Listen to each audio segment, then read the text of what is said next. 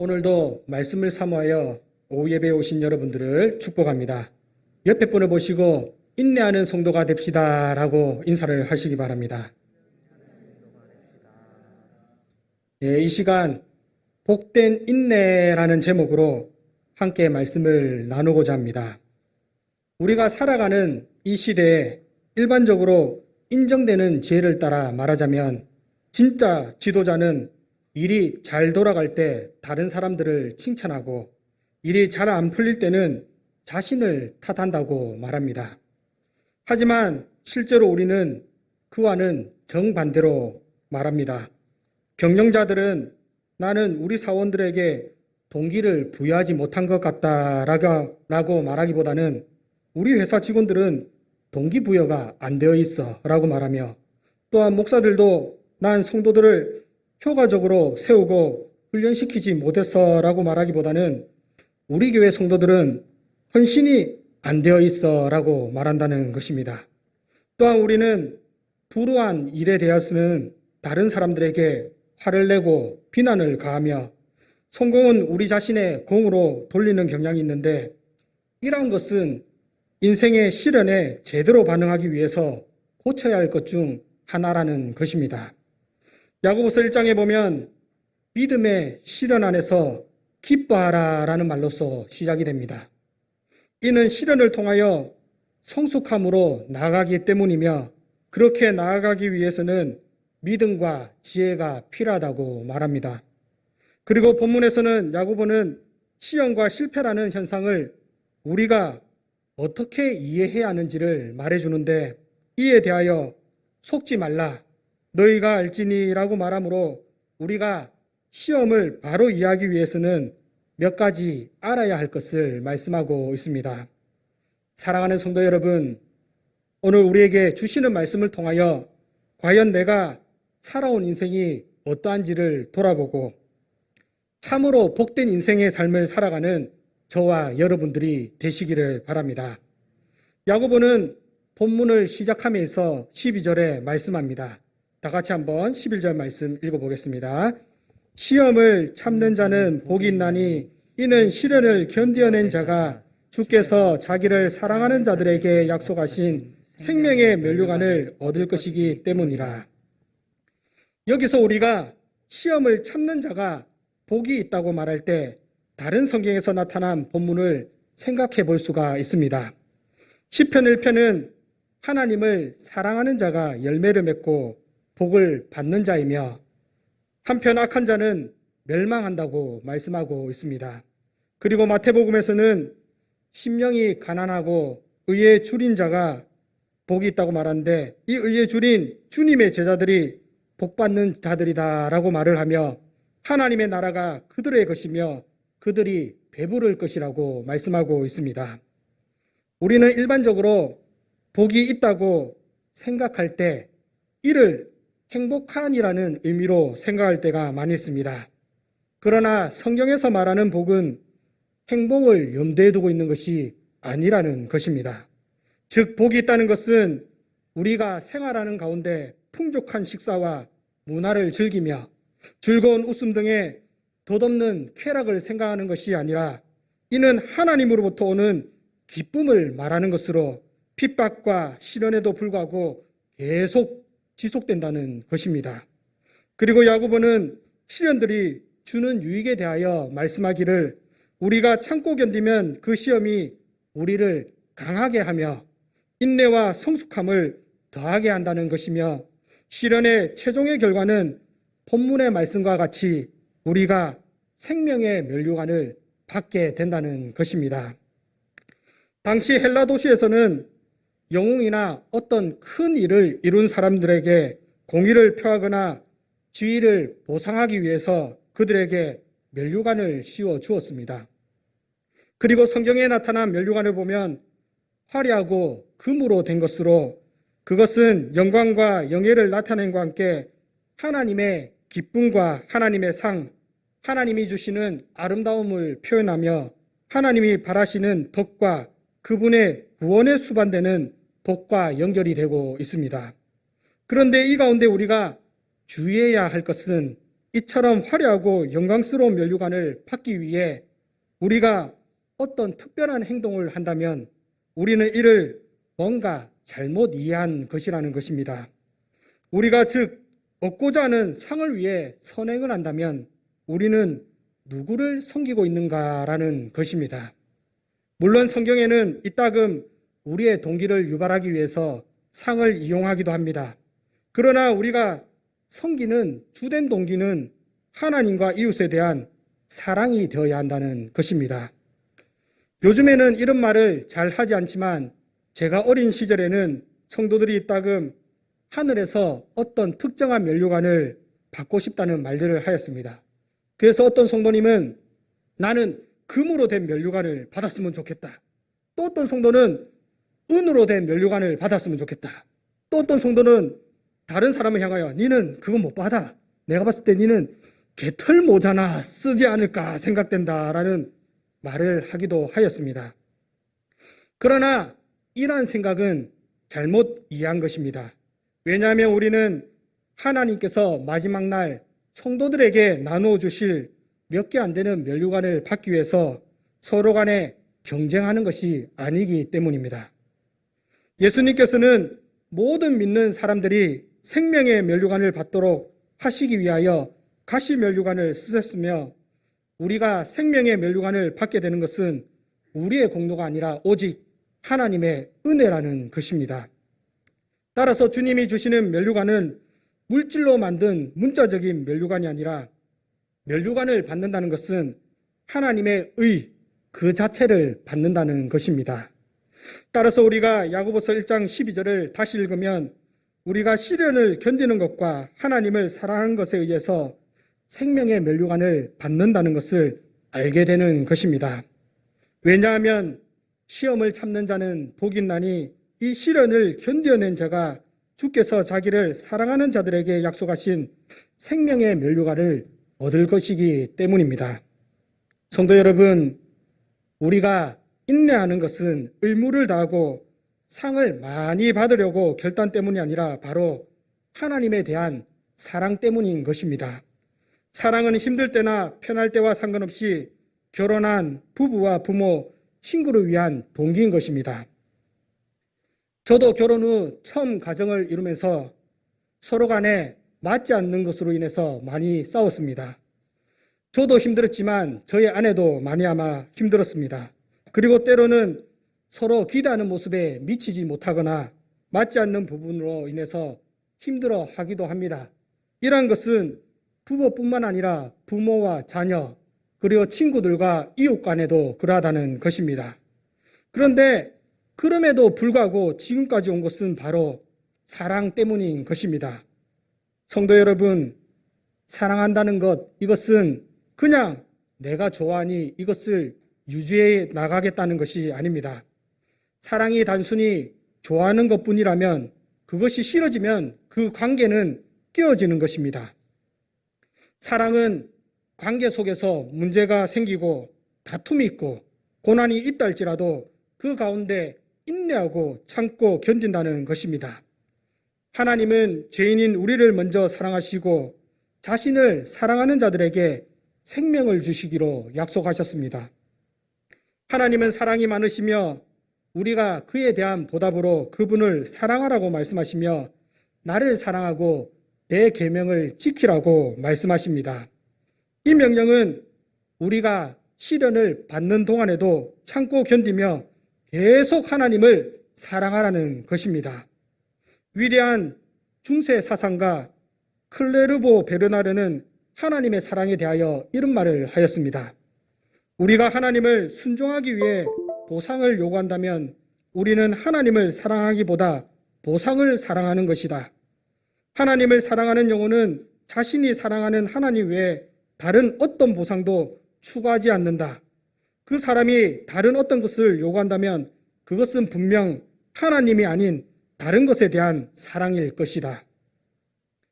성도 여러분, 하나님은 견디는 모든 사람, 그리스도를 찾는 모든 사람, 그리고 그리스도를 사랑하는 모든 사람에게 생명과 의를 주신다는 사실을 기억하시고 끝까지 인내하는 성도가 되시기를 바랍니다. 그러나 우리가 살아가는 가운데 시련이 언제나 믿음의 성장과 성숙을 가져오는 것은 아닙니다. 시련과 고난을 맞이하게 될 때 몇몇의 사람들은 하나님의 선하심을 의심하며 하나님에게서 돌아서게 된다는 것입니다. 13절 말씀 본절 한번 다 같이 한번 읽어보겠습니다. 사람이 시험을 받을 때 내가 하나님께 시험을 받는다 하지 말지니 하나님은 악에게 시험을 받지도 아니하시고 친히 아무도 시험하지 아니하시느니라. 현대를 살아가는 사람들을 보면 많은 사람들이 어떤 시험을 당하게 될 때 참지 아니하고 자신의 분노를 다 표출합니다. 요즘 기사를 보면 사회적으로 환경이 더 그래서 그런지는 몰라도 조금만 어려운 일이 닥치면 그러면 분노를 참지 못해 부모가 자녀를 죽이고 반대로 자녀가 부모를 죽이는 등 분노로 인한 사회적 범죄가 점점 늘어나고 있다는 것입니다. 그리고 예전에도 이러한 잔인한 범죄들이 있었는데 이러한 범죄자들의 공통적인 대답이 환경이 그리고 사회가 나를 이렇게 만들었다는 것입니다. 성도 여러분, 정말로 자신은 문제가 없고 단지 환경이 그렇게 만든 것일까요? 그래서 누구나 그러한 환경에 처하면 다 그렇게 행동하는 것일까요? 만약에 정말로 그러하다면 세상의 모든 사람이 힘든 상황에 처하면 분노를 표출하고 범죄를 저질러야 하는데 그렇지 않다는 것입니다. 이것은 자신이 잘못을 해놓고 인정하지 않는 교만한 마음, 자신의 잘못을 인정하지 않는 악한 모습이라는 것입니다. 그런데 이러한 모습은 비단 사회뿐만 아니라 교회에서도 나타나고 있다는 것입니다. 비록 우리가 사회에서 말하는 큰 범죄나 큰 악을 행하지 않는다 할지라도 자신에게 조금이라도 피해가 오면 참지 아니하고 자신의 분노를 상대방에 다 쏟아냅니다. 그리고 신앙의 문제에 있어서도 그러한 모습이 나타나는데 신앙생활 가운데 어려운 문제를 마주하게 되면 그것에 대하여 하나님이 자신에게 악의를 가지고 있다고 비난을 하면서 하나님께 책임을 돌리며 하나님을 공격합니다. 그리고 그들은 하나님이 나를 너무 심하게 시험한다고 말한다는 것입니다. 그래서 이들은 시험에 직면하게 될 때 참지 아니하고 포기하며 실패가 불가피하다고 믿고서 실패를 합니다. 그리고 비난할 대상을 찾으므로 내가 하나님께 시험을 받는다. 하나님이 나를 파멸로 이끌고 있다라고 말한다는 것입니다. 고린도전서 10장 31절에 보면 사람이 감당할 시험밖에는 너희가 당할 것이 없나니 오직 하나님은 미쁘사 너희가 감당하지 못할 시험을 당함을 허락하지 아니하시고 시험 당할 즈음에 또한 피할 길을 내사 너희로 능히 감당하게 하시느니라고 말씀합니다.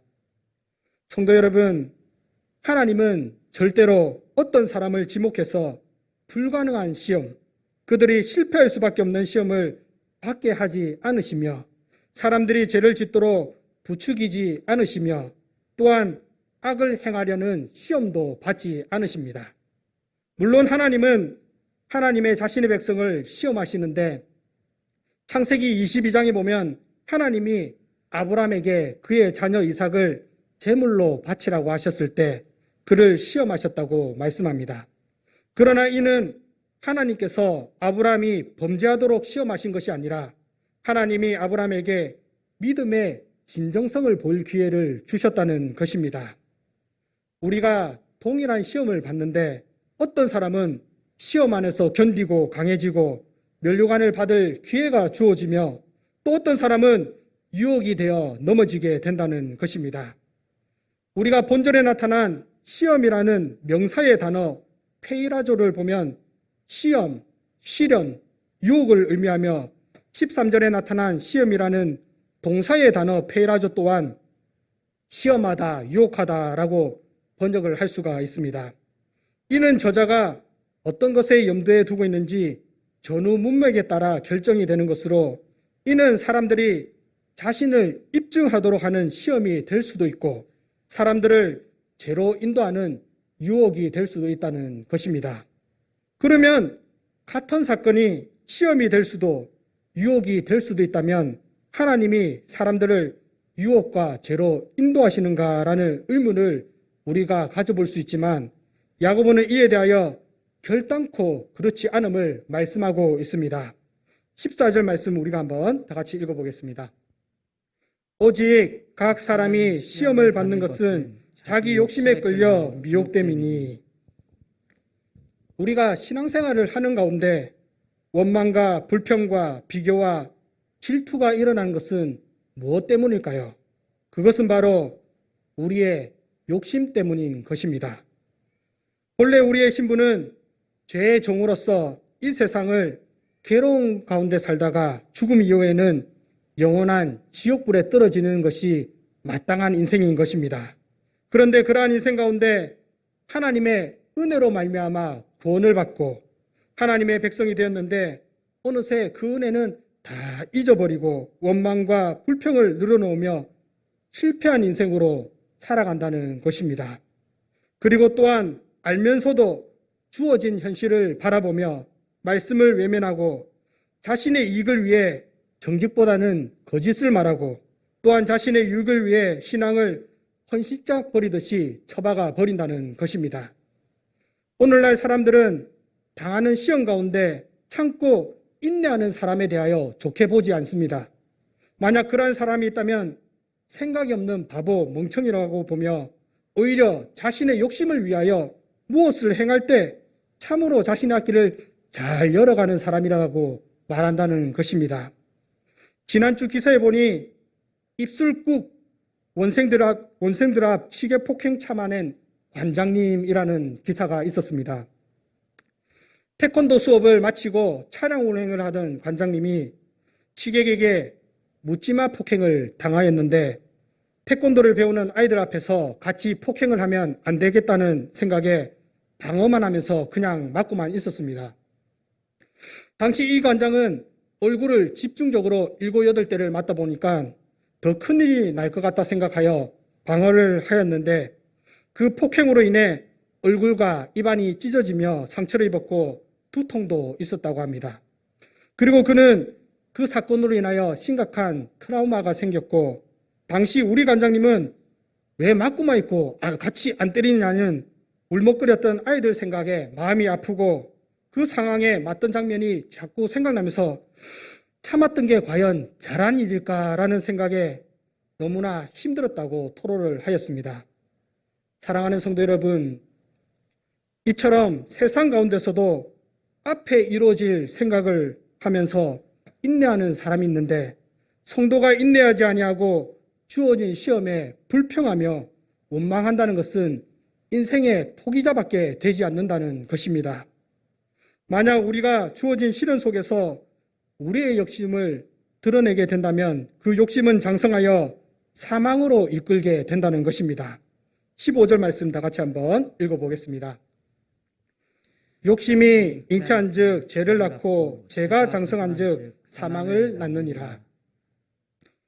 야고보는 시험과 욕심이 결합하여 잉태한다고 말함으로써 악을 의인화하고 있습니다. 즉 그 자녀의 이름은 사망이며 육체적 잉태가 출산에 이르는 것과 마찬가지로 확실하게 이러한 잉태는 사망을 낳는다는 것입니다. 그래서 우리가 죄된 욕구에 빠지게 될 때 죄는 하나의 유형이 되어 결국에 가서는 삶을 지배하는 힘이 되며 죄를 저지하지 않으면 죽음을 가져오게 됩니다. 우리는 어떤 시험을 당하든 두 가지 길로 갈 수가 있습니다. 먼저는 시험을 인내로 맞으면서 우리는 성숙하고 온전하게 되며 그것을 생명으로 인도합니다. 반면에 이기적인 욕구와 죄는 육체의 죽음 이상으로 영원한 사망으로 우리를 인도하게 된다는 것입니다. 이것은 시험이 가져올 수 있는 최악의 결과이며 우리 모두가 이러한 결과는 피하고 싶어 할 것입니다. 그러므로 야고보는 우리에게 말씀합니다. 16절 다 같이 읽어보겠습니다. 내 사랑하는 형제들아 속지 말라. 성도 여러분, 이 말씀은 당시 성도들뿐만 아니라 오늘날 우리에게도 주어진 말씀으로서 우리에게 유혹과 죄에 대하여 하나님을 비판하지 말라고 경고하며 우리가 진리를 보기를 원하는 마음으로 말씀하는 것입니다. 성도 여러분, 예수님을 한번 생각해 보시기를 바랍니다.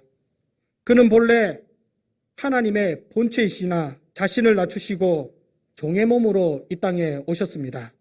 그리고 그는 온 세상을 만드시고 다스리시는 창조주 하나님이심에도 불구하고 우리를 위하여 십자가 고난을 받으셨습니다. 그가 자신의 죄 때문이 아니라 우리의 죄 때문에 받는 고난의 모습을 보면 이사야 53장 7절에 이렇게 말씀합니다. 그가 곤욕을 당하여 괴로울 때에도 그의 입을 열지 아니하였으며 마치 도수장으로 끌려가는 어린 양과 털 깎는 자 앞에서 잠잠한 양같이 그의 입을 열지 아니하였도다.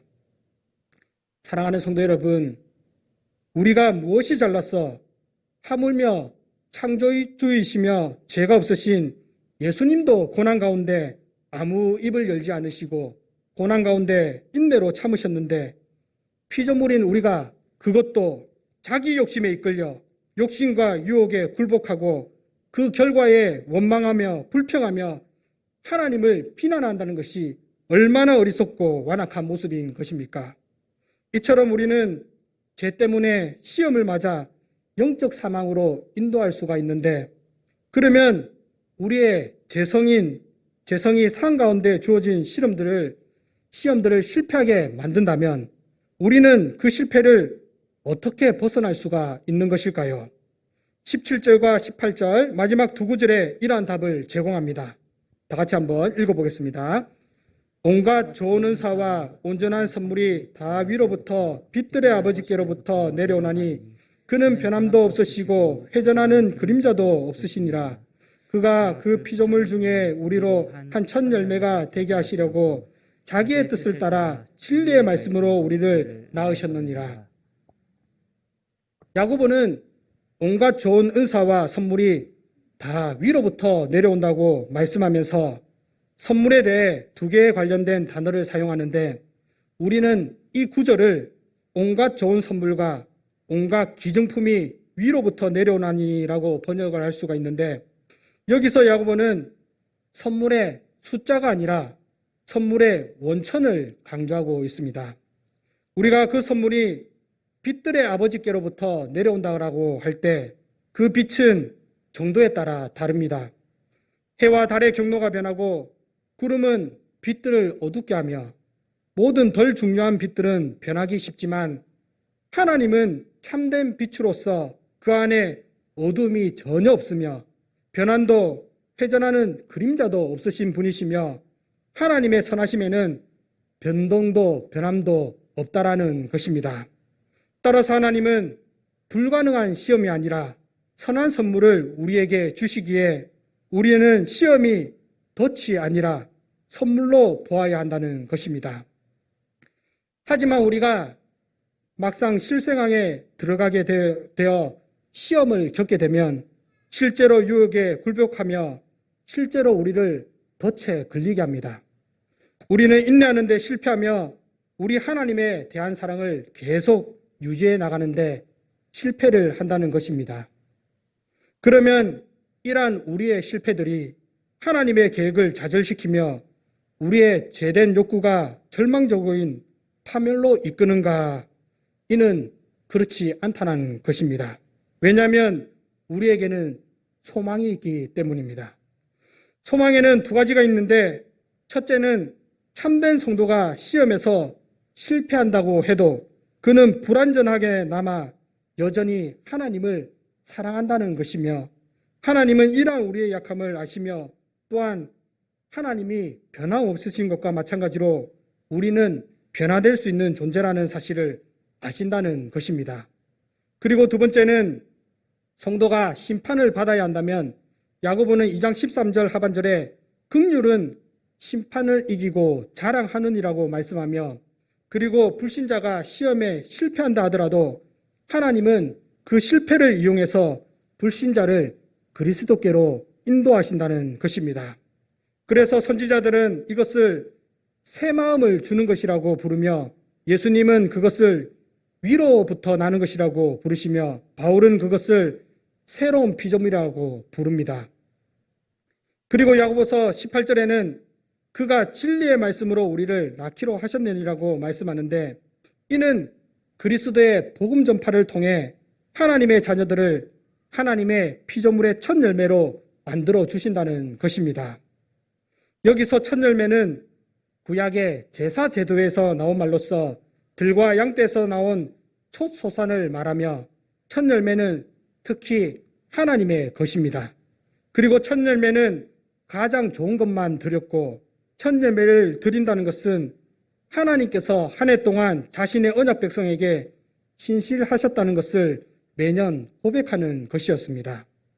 오늘날 신약에서 첫 열매라는 말은 우리는 하나님의 산물 중 처음이자 가장 좋은 것이며 하나님은 광야에서 이스라엘을 돌보셨던 것처럼 한 해 안에 우리를 돌봐 주실 것이며 바로 시험이 이란 것을 우리에게 가르쳐 주는 것입니다.